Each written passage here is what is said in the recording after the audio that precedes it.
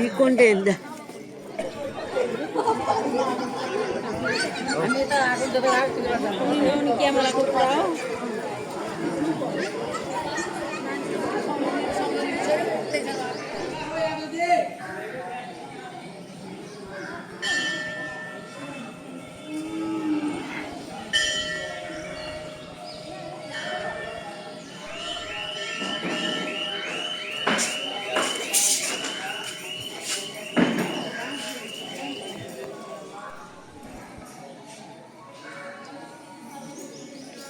గురుకులం 400 అనాథ పిల్లల అన్నదానం సేవ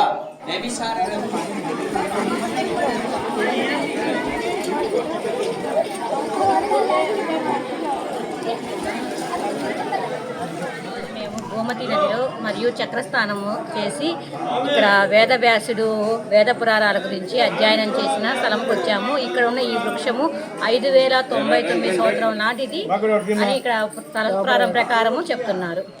మేము టూర్కి నైమిషారణ్యంకి వచ్చాము. నైమిషారణ్యం అనేది పుణ్యభూమి, వేదభూమి. ఇక్కడ అనేక ఋషులు మహర్షులు తపమాచరించిన భూమి.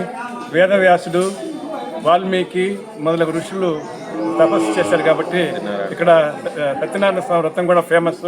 ఇక్కడికి చూసేదానికి ఇక్కడికి టూర్కి ఇచ్చేసాము.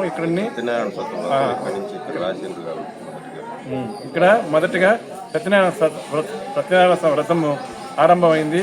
మా టూర్ కూడా బాగా మంచిగా జరుగుతుంది.